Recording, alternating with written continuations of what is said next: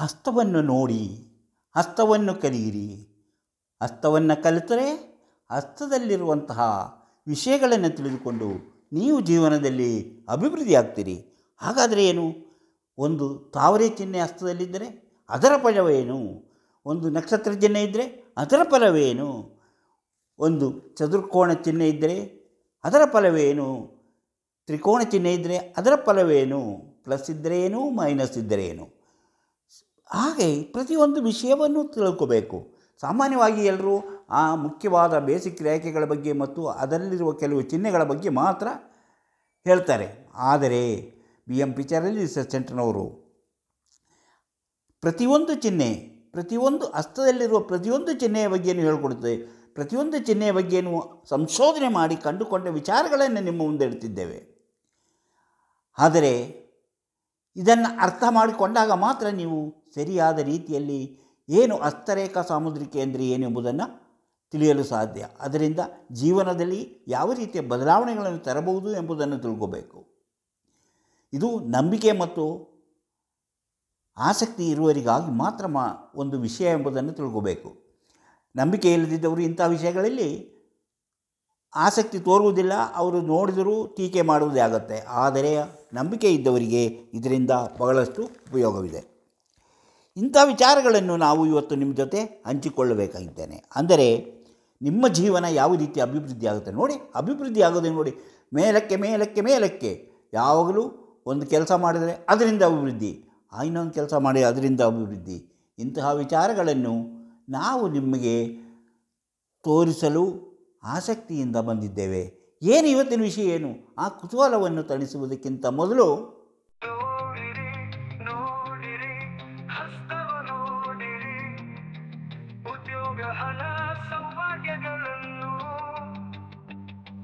ತಿಳಿಯಲು ನಿಮ್ಮ ಹಸ್ತ ನೀವೇ ನೋಡಿ, ಕೈಯಲ್ಲದು ನಿಮ್ಮ ಜೀವನ.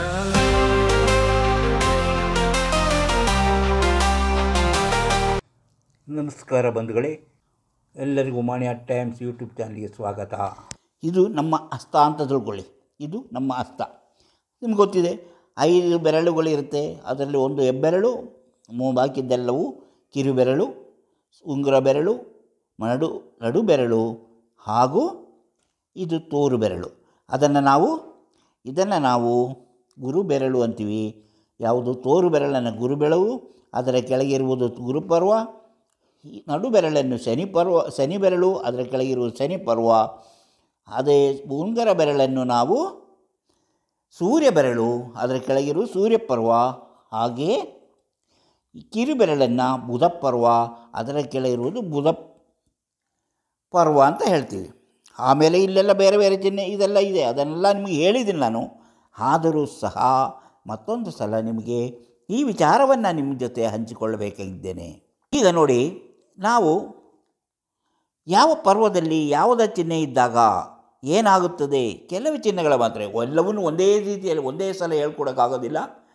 ಕೆಲವು ಚಿಹ್ನೆಗಳ ಬಗ್ಗೆ ಇವತ್ತು ನಾನು ಹೇಳ್ತೇನೆ. ಅದು ಕೆಲವು ಗೆರೆಗಳ ಬಗ್ಗೆ ಮತ್ತು ಕೆಲವು ಚತುರ್ಭುಜ ಹಾಗೂ ಕೆಲವು ಚಿಹ್ನೆಗಳು ಇರುವುದನ್ನು ಬಗ್ಗೆ ಮಾತ್ರ ಇವತ್ತು ನಾವು ಚರ್ಚೆ ಮಾಡ್ತಿದ್ದೇವೆ.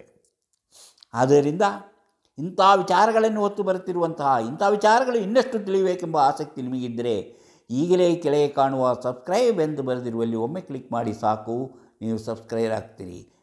ಹಾಗೆಯೇ ಪಕ್ಕದಲ್ಲಿರುವ ಗಂಟೆಯ ಚಿಹ್ನೆಯನ್ನು ಒಮ್ಮೆ ಕ್ಲಿಕ್ ಮಾಡಿದರೆ ಮಾಣಿ ಆರ್ಟ್ ಟೈಮ್ಸ್ ಯೂಟ್ಯೂಬ್ನಲ್ಲಿ ಯಾವುದೇ ಹೊಸ ವೀಡಿಯೋ ಅಪ್ಲೋಡ್ ಆದ ಕೂಡಲೇ ನಿಮ್ಮ ಮೊಬೈಲ್ಗೆ ನೋಟಿಫಿಕೇಷನ್ ಬರುವುದರಿಂದ ನೀವು ಎಲ್ಲ ವೀಡಿಯೋಗಳನ್ನು ನೋಡಿ ಹೆಚ್ಚು ವಿಷಯಗಳನ್ನು ತಿಳ್ಕೊಳ್ಳಲು ಸಾಧ್ಯವಾಗುತ್ತದೆ. ಎಲ್ಲ ವೀಡಿಯೋಗಳನ್ನು ಆರಂಭದಿಂದ ಕೊನೆಯವರೆಗೂ ನೋಡಿ, ಲೈಕ್ ಮಾಡಿ, ಶೇರ್ ಮಾಡಿ, ಪ್ರೋತ್ಸಾಹ ಕೊಡಿ. ಹಾಗೆಯೇ ನಿಮ್ಮ ಭವಿಷ್ಯ ತಿಳಿಯಬೇಕೆಂಬ ಕುತೂಹಲ ಇದೆಯೇ? ನೀವು ಮನೆಯಲ್ಲೇ ಕುಳಿತು ನಿಮ್ಮ ಭವಿಷ್ಯವನ್ನು ತಿಳಿಯಬೇಕೆ? ನಿಮ್ಮ ನಿಖರವಾದ ಭವಿಷ್ಯ ತಿಳಿಯಲು ಏನು ಮಾಡಬೇಕೆಂಬುದನ್ನು ನಾವು ತಿಳಿಸುತ್ತೇವೆ. ಅದಕ್ಕಾಗಿ ಇದರಲ್ಲಿ ಕೊಟ್ಟಿರುವಂಥ ವಾಟ್ಸಪ್ ನಂಬರಿಗೆ ವಾಟ್ಸಪ್ ಮೆಸೇಜ್ ಮಾಡಿ, ಕೂಡಲೇ ನಿಮಗೆ ನಾವು ವಿಷಯ ತಿಳಿಸುತ್ತೇವೆ. ಅದರಂತೆ ಮುಂದುವರೆದರೆ ನೀವು ನಿಮ್ಮ ಭವಿಷ್ಯವನ್ನು ತಿಳಿದುಕೊಂಡು ನೀವು ನಿಮ್ಮ ಜೀವನವನ್ನು ಯಾವ ರೀತಿ ರೂಪಿಸಿಕೊಳ್ಳಬೇಕೆಂಬುದನ್ನು ಅರ್ಥ ಮಾಡಿಕೊಂಡರೆ ನಿಮ್ಮ ಜೀವನ ಸುಖವಾಗಿರುತ್ತದೆ ಹಾಗೂ ಯಶಸ್ವಿಯಾಗುತ್ತದೆ, ಅಭಿವೃದ್ಧಿಯಾಗುತ್ತದೆ. ಇಂದು ನಾನು ಸೂರ್ಯಪರ್ವದಲ್ಲಿ, ಈಗ ಸೂರ್ಯಪರ್ವದಲ್ಲಿ ಒಂದು ಗೆರೆ ಇದ್ದರೆ ಏನೋ ಅಂತ ನಾನು ಹೇಳಿದ್ದೆ. ನೋಡಿ, ಸೂರ್ಯಪರ್ವದಲ್ಲಿ ಹಿಂಗೆ ಒಂದು ಗೆರೆ, ಸೂರ್ಯಪರ್ವದಲ್ಲಿ ಒಂದು ಗೆರೆ ಇದ್ದರೆ ಏನು, ಅದು ನಿಮ್ಮ ಭವಿಷ್ಯವನ್ನು ತಿಳಿಸುತ್ತದೆ. ಅಂದರೆ ನೀವು ಯಾವ ರೀತಿಯ ಕೆಲಸ ಕಾರ್ಯಗಳನ್ನು ಮಾಡುತ್ತದೆ, ಯಶಸ್ವಿಯಾಗುತ್ತದೆ ಎಂಬುದನ್ನು ನಾವು ತಿಳಿಸುತ್ತೇವೆ.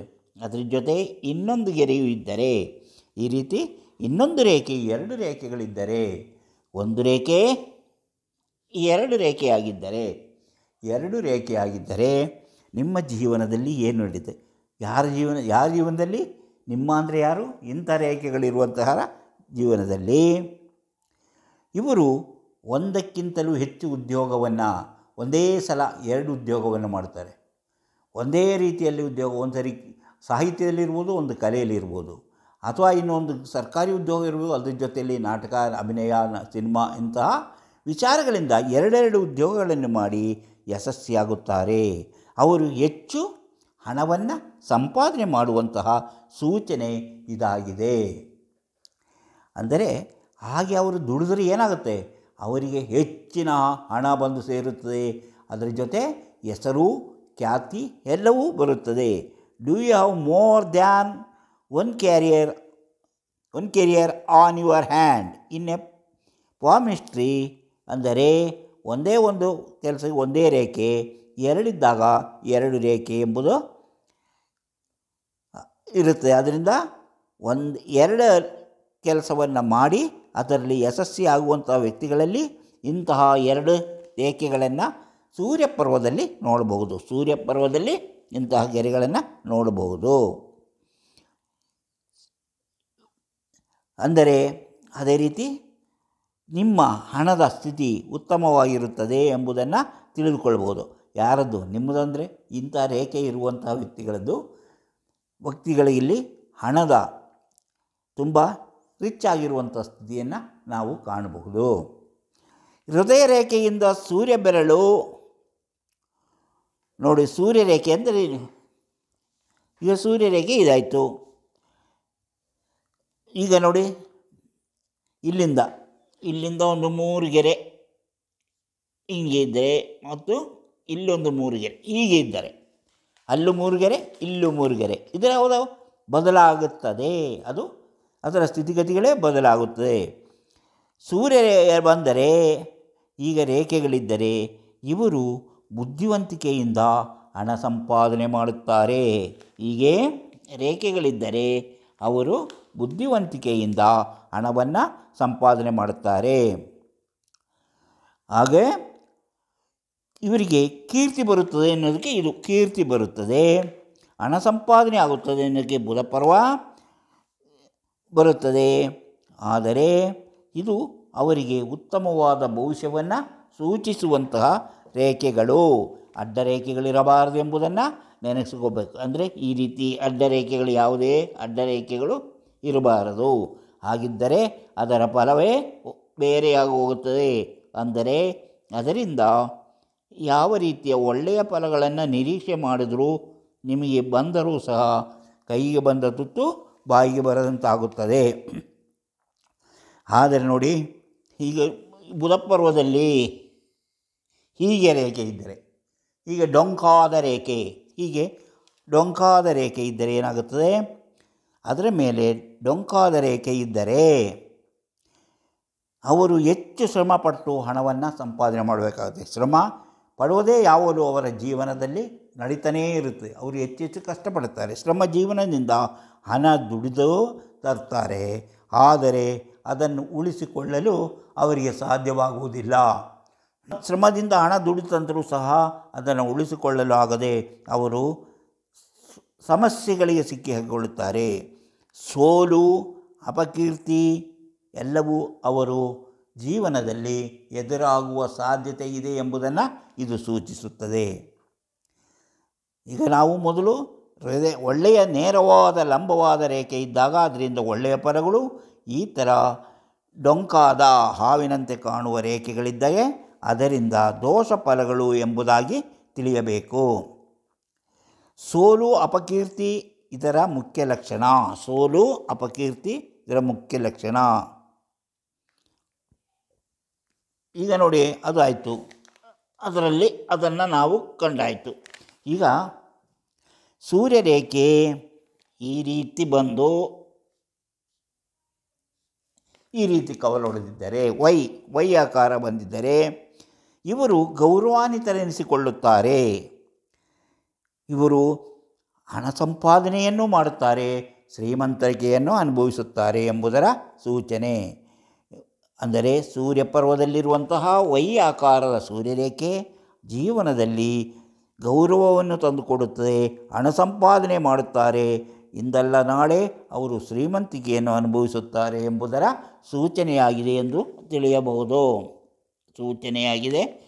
ತಿಳಿಯಬಹುದು. ಈಗ ನೋಡಿ, ಗುರುಪರ್ವದಲ್ಲಿ, ಈಗ ಗುರುಪರ್ವ ನಿಮ್ಗೆ ಗೊತ್ತು, ನಾನು ಮೊದಲೇ ಹೇಳಿದೆ, ಗುರುಪರ್ವ ಅಂದರೆ ಇದು ಯಾವುದು, ನಮ್ಮ ತೋರು ಬೆರಳ ಕೆಳಗಿರುವುದು, ಅದರ ಕೆಳಗೆ ಇದನ್ನು ಮೊದಲೇ ಹೇಳಿದ್ದೀನಿ. ಈ ಥರ ಒಂದು ಚತುರ್ಭುಜ ಚಿಹ್ನೆ ಇದ್ದರೆ ಅದು ಅಭಿವೃದ್ಧಿಯ ಲಕ್ಷಣ ಅಥವಾ ಅಭಿವೃದ್ಧಿಯನ್ನು ಸೂಚಿಸುತ್ತದೆ ಎಂದು ತಿಳಿದುಕೋಬೇಕು. ಈ ಚಿಹ್ನೆ ಇದ್ದವರು ಒಂದು ಸಮಸ್ಯೆ ಅವರಿಗೆ ಎದುರಾಗುವಂಥ ಸಾಧ್ಯತೆ ಇದೆ. ಅವರು ಭ್ರಷ್ಟಾಚಾರ ಮಾಡಿ, ಅಧಿಕಾರದಲ್ಲಿದ್ದರೆ ಭ್ರಷ್ಟಾಚಾರ ಮಾಡಿ, ಕೆಲಸದಲ್ಲಿದ್ದರೆ ಭ್ರಷ್ಟಾಚಾರ ಮಾಡಿ ಸಿಕ್ಕಿ ಹಾಕಿಕೊಳ್ಳುತ್ತಾರೆ. ಆದರೂ ಅವರು ಈ ಥರ ಚಿಹ್ನೆ ಇದ್ದಾಗ ಅದರಿಂದ ಪಾರಾಗಿ ಅವರು ಜೀವನದಲ್ಲಿ ಸುಖವನ್ನು ಅನುಭವಿಸುತ್ತಾರೆ. ಭ್ರಷ್ಟಾಚಾರ ಸಿಕ್ಕಿ ಹಾಕಿಕೊಂಡರೂ ಪಾರಾಗುತ್ತಾರೆ. ಅಂದರೆ ಇವರಿಗೆ ಕೀರ್ತಿಭಂಗ ಆಗುವಂತಹ ಸಾಧ್ಯತೆ ಇದೆ, ಅಂದರೆ ಕೆಟ್ಟ ಹೆಸರು ಬರುವಂಥ ಸಾಧ್ಯತೆ ಇದೆ.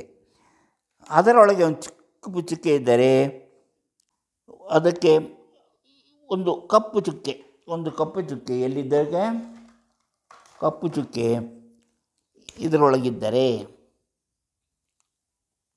ಇದರೊಳಗೆ ಆ ಚತುರ್ಭುಜದೊಳಗೆ ಒಂದು ಕಪ್ಪು ಚುಕ್ಕೆ ಇದ್ದರೆ, ಚತುರ್ಭುಜದೊಳಗೆ ಕಪ್ಪು ಚುಕ್ಕೆ ಇದ್ದರೆ ಇವರಿಗೆ ಬಂದರೆ, ಅಂದರೆ ಹೀಗೆ ಕಪ್ಪು ಚುಕ್ಕೆ ಬಂದರೆ ಎಲ್ಲ ಕೆಟ್ಟ ಫಲಗಳಿಂದಲೂ ರಕ್ಷಣೆ ಪಡೆಯುತ್ತಾರೆ ಎಂಬುದರ ಸೂಚನೆ. ಎಂತಹ ಕೆಟ್ಟ ಫಲಗಳು ಬಂದರೂ ಸಹ ಈ ರೀತಿಯವರು ಚಿಹ್ನೆ ಇದ್ದರೆ ಅವರು ಅದರಿಂದ ರಕ್ಷಣೆ ಪಡೆಯುತ್ತಾರೆ ಎಂಬ ಫಲ ಪಡೆಯುತ್ತಾರೆ. ಹಾಗೆ ಇವರಿಗೆ ಹೀಗೆ ಚುಕ್ಕೆ ಇದ್ದಾಗ ಅವರ ತಂದೆಯವರ ಆರೋಗ್ಯ ಕೆಟ್ಟು ಬಹಳ ಕಾಲ ಅದಕ್ಕಾಗಿ ಹೆಚ್ಚು ಶ್ರಮ ಪಡಬೇಕಾದಂತಹ ಸಾಧ್ಯತೆ ಕಂಡುಬರುತ್ತದೆ ಎಂಬುದು ಇದರ ಸೂಚನೆಯಾಗಿದೆ. ಈಗ ನೋಡಿ, ಆಯ್ತಲ್ಲ. ಈಗ ಕಪ್ಪು ಚುಕ್ಕೆಯಿಂದ ಯಾವುದರೊಳಗೆ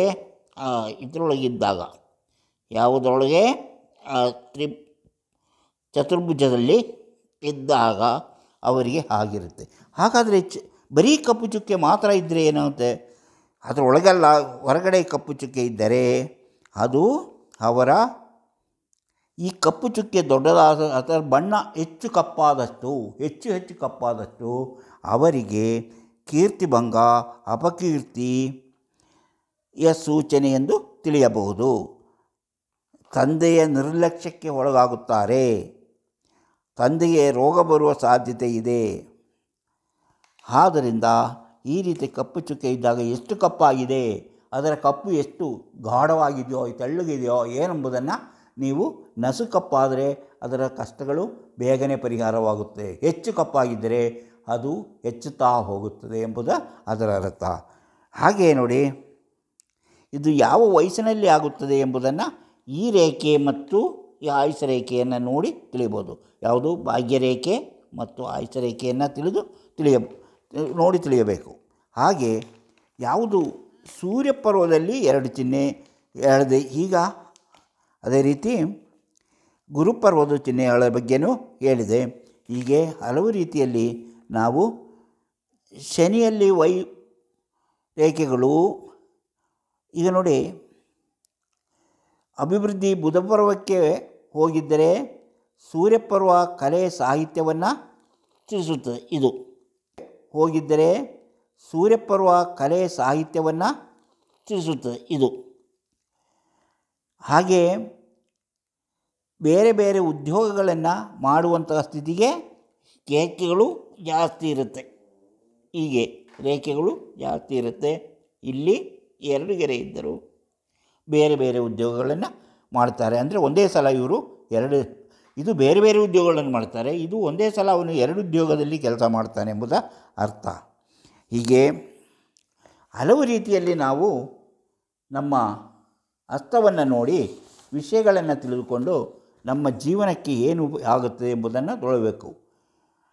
ಈಗ ನೋಡಿ, ಅದೇ ರೀತಿ ನಮ್ಮ ಇದರಲ್ಲಿ ಕೆಲವು ತಾವರೆ ಚಿಹ್ನೆ ಇದ್ದರೆ ಏನಾಗುತ್ತದೆ, ತಾವರೆ ಚಿಹ್ನೆ ಎಲ್ಲಿ ಬಂದಾಗ ಏನಾಗುತ್ತದೆ ಎಂಬುದು ಲೋಟಸ್ ಇನ್ ಆಲ್ ಮೌಂಟ್ಸ್ ಅಂತ. ಈಗ ನೋಡಿ, ನಾವು ಲೋಟಸ್ ಮೌಂಟಿನ ಬಗ್ಗೆ ಇದಕ್ಕೆ ಮೊದಲು ಒಂದು ಮಾಡಿದ್ದೆ, ಅದು ಆದರೆ ಲೋಟಸ್ ಮೌಂಟ್ ಅಂದರೆ ಏನು, ಹೆಂಗಿರುತ್ತದೆ ಎಂಬುದನ್ನು ನೀವು ತಿಳ್ಕೊಂಡಿರಬೇಕು. ಲೋಟಸ್ ಚಿಹ್ನೆ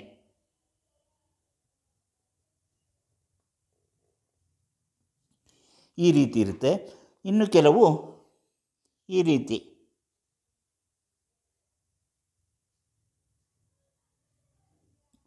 ಹೀಗಿರುತ್ತೆ ಲೋಟಸ್ ಚಿಹ್ನೆ.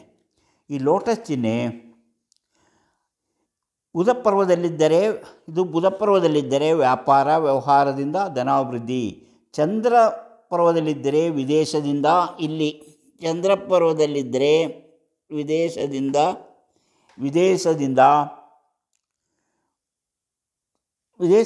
ಧನಾಭಿವೃದ್ಧಿ, ಹೊಸ ವ್ಯವಹಾರಗಳಿಂದ ಧನಾಭಿವೃದ್ಧಿ ಆಗುತ್ತದೆ. ಸೂರ್ಯಪರ್ವದಲ್ಲಿದ್ದರೆ ಧನಾಭಿವೃದ್ಧಿಯಿಂದ ರಾಜರಂತೆ ಬದುಕುವ ಸೂಚನೆ, ಎಲ್ಲದರಲ್ಲೂ ಉನ್ನತ ಸ್ಥಾನ ಲಭಿಸುವುದು, ಯಾರಿಂದಲೂ ಅವರಿಗೆ ಬರುವಂತಹ ಅಭಿವೃದ್ಧಿಯನ್ನು ತಡೆಯಲು ಸಾಧ್ಯವಾಗದು. ಗುರುಪರ್ವದಲ್ಲಿ ಈ ಚಿಹ್ನೆ ತಾವರೆ ಚಿಹ್ನೆ ಇದ್ದರೆ ಜೀವನಾಭಿವೃದ್ಧಿ, ಪಾಂಡಿತ್ಯದಿಂದ ಉನ್ನತ ಹುದ್ದೆಗಳು, ಶಿಕ್ಷಣ ಕ್ಷೇತ್ರದಲ್ಲಿ ಉನ್ನತ ಹುದ್ದೆಗಳನ್ನು ದೊರೆತು ಉನ್ನತವಾದ ಅಭಿವೃದ್ಧಿಯನ್ನು ಕಾಣುತ್ತಾರೆ. ಶನಿ ತಾವರೆ ಚಿಹ್ನೆ ಇದ್ದರೆ, ಶನಿ ಪರ್ವದಲ್ಲಿದ್ದರೆ 35ನೇ ವಯಸ್ಸಿನ ಬಳಿಕ ಧನಾರ್ಜನೆ ನಿಧಾನಗತಿಯಲ್ಲಿ ನಡೆಯುತ್ತೆ. ಆಧ್ಯಾತ್ಮಿಕ ಶಕ್ತಿಯೂ ಹೆಚ್ಚಾಗುವುದು. ಆಲಸ್ಯನಾಗಿರುವ ಸೂಚನೆ, ಸಂಘ ಸಂಸ್ಥೆಗಳನ್ನು ಹುಟ್ಟು ಹಾಕುತ್ತಾರೆ. ಮಂಗಳ ಪರ್ವದಲ್ಲಿದ್ದರೆ ರಾಜಕೀಯ ಸರ್ಕಾರಿ ಈಗ ನೋಡಿ, ಇದು ಒಂದು ನಿಮಗೆ ಗೊತ್ತಿದೆ, ಇದೊಂದು ಮಂಗಳ, ಇಲ್ಲೊಂದು ಮಂಗಳ ಎಲ್ಲಿದೆ ಅಂತ ನಿಮ್ಗೆ ಗೊತ್ತು. ಮಂಗಳ ಪರ್ವದಲ್ಲಿದ್ದರೆ ರಾಜಕೀಯ, ಸರ್ಕಾರಿ ಎಲ್ಲಿ ಉದ್ಯೋಗ, ಭೂಮಿ ಸಂಬಂಧ, ಪೊಲೀಸ್ ಇಲಾಖೆಯಿಂದ ಅಭಿವೃದ್ಧಿ, ಅಧಿಕಾರ ದೊರೆಯುವುದು. ಶುಕ್ರ ಪರ್ವದಲ್ಲಿದ್ದರೆ ಫ್ಯಾಷನ್, ಮಾಡೆಲಿಂಗ್, ಆ್ಯಕ್ಟರ್. ಶುಕ್ರ ಪರ್ವದಲ್ಲಿ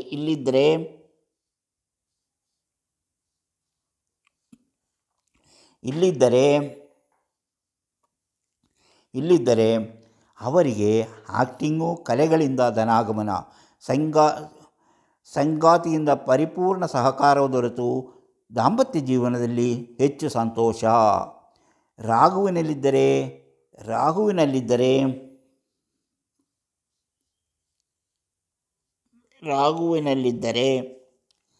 ರಾಹು ಪರ್ವದಲ್ಲಿದ್ದರೆ ಆಕಸ್ಮಿಕ ಧನಲಾಭ, ಆಧ್ಯಾತ್ಮಿಕದ ಕಡೆ ಒಲವು, ಹಣ ಬಂದು ಸೇರುವ ಸೂಚನೆಗಳು. ಯಾವ ವಯಸ್ಸಿನಲ್ಲಿ ಆಸ್ತಿ ಕೊಂಡುಕೊಳ್ಳಲು ಸಾಧ್ಯ ಎಂಬುದನ್ನು ತಿಳಿಯಬಹುದು. ಅದಕ್ಕೆ ವಯಸ್ಸನ್ನು ಲೆಕ್ಕ ಹಾಕಬಹುದು. ಇಷ್ಟು ವಿಚಾರಗಳು ಇವತ್ತು ನಾವು ತಿಳಿದುಕೊಂಡು, ಇಂತಹ ಹಲವಾರು ವಿಚಾರಗಳಿವೆ. ಅಂಥ ವಿಚಾರಗಳನ್ನು ಮುಂದಿನ ವಿಡಿಯೋಗಳಲ್ಲಿ ಹೇಳ್ತಾ ಹೋಗ್ತೇವೆ. ಅಂದರೆ ನೀವು ಅದಕ್ಕಾಗಿ ಇನ್ನೂ ಸಬ್ಸ್ಕ್ರೈಬ್ ಮಾಡಿಲ್ವಾದರೆ ಈಗಲೇ ಕೆಳಗೆ ಕಾಣುವ ಸಬ್ಸ್ಕ್ರೈಬ್ ಎಂದು ಬರೆದಿರಲ್ಲಿ ಒಮ್ಮೆ ಕ್ಲಿಕ್ ಮಾಡಿ ಸಾಕು, ನೀವು ಸಬ್ಸ್ಕ್ರೈಬರ್ ಆಗ್ತೀರಿ. ಅದೇ ರೀತಿ ಪಕ್ಕದಲ್ಲಿ ಕಾಣುವ ಗಂಟೆ ಚಿಹ್ನೆಯನ್ನು ಒತ್ತಿದರೆ ಮನಿ ಅಟ್ ಟೈಮ್ಸ್ ಯೂಟ್ಯೂಬ್ ಚಾನಲಲ್ಲಿ ಯಾವುದೇ ಹೊಸ ವಿಡಿಯೋ ಅಪ್ಲೋಡ್ ಆದಕೊಳ್ಳಿ ನಿಮ್ಮ ಮೊಬೈಲಿಗೆ ನೋಟಿಫಿಕೇಷನ್ ಬರೋದ್ರಿಂದ ನೀವು ಎಲ್ಲ ವಿಡಿಯೋನ ನೋಡಿ ಹೆಚ್ಚು ವಿಷಯಗಳನ್ನು ತಿಳ್ಕೊಳ್ಳಲು ಸಾಧ್ಯವಾಗುತ್ತೆ. ಲೈಕ್ ಮಾಡಿ, ಶೇರ್ ಮಾಡಿ, ಪ್ರೋತ್ಸಾಹ ಕೊಡಿ. ಹಾಗೆಯೇ ಭವಿಷ್ಯ ತಿಳಿಯಬೇಕಂದರೆ ಇದರಲ್ಲಿ ಕೊಟ್ಟಿರುವಂತಹ ವಾಟ್ಸಪ್ ನಂಬರಿಗೆ ವಾಟ್ಸಪ್ ಮೆಸೇಜ್ ಮಾಡಿ. ಎಸ್ ಅಂತಾದರೂ ಕಳಿಸಿ, ಹಲೋ ಅಂತಾದರೂ ಕಳಿಸಿ, ಭವಿಷ್ಯ ತಿಳಿಯಬೇಕಂತಾದರೂ ಕಳಿಸಿ. ಕೂಡಲೇ ನಿಮಗೆ ಏನು ಮಾಡಿದರೆ ನಿಮ್ಮ ಭವಿಷ್ಯ ತಿಳಿಯಲು ಸಾಧ್ಯ ಎಂಬುದನ್ನು ತಿಳಿಸುತ್ತೇವೆ. ಅದರಂತೆ ಮುಂದುವರೆದರೆ ನಿಮ್ಮ ಭವಿಷ್ಯವನ್ನು ನೀವು ಮನೆಯಲ್ಲೇ ಕುಳಿತು ತಿಳಿದುಕೊಂಡು ನಿಮ್ಮ ಜೀವನವನ್ನು ಯಾವ ರೀತಿ ರೂಪಿಸಿಕೊಳ್ಳಬೇಕೆಂಬುದನ್ನು ತಿಳಿದುಕೊಂಡು ಅದರಂತೆ ರೂಪಿಸಿಕೊಂಡರೆ ನೀವು ಜೀವನದಲ್ಲಿ ಅಭಿವೃದ್ಧಿ ಆಗ್ತೀರಿ, ಯಶಸ್ವಿ ಆಗುತ್ತೀರಿ. ನಿಮ್ಮ ಜೀವನ ಸುಖಕರವಾಗಿರುತ್ತೆ, ಕಷ್ಟಗಳು ನಿವಾರಣೆ ಆಗುತ್ತೆ. ಇಂತಹ ಮತ್ತೊಂದು ವಿಡಿಯೋದೊಂದಿಗೆ ಮತ್ತೆ ಬರುತ್ತೇನೆ. ಇಷ್ಟು ಹೊತ್ತು ಈ ವಿಡಿಯೋ ನೋಡಿದ ನಿಮಗೆಲ್ಲರಿಗೂ ಧನ್ಯವಾದ.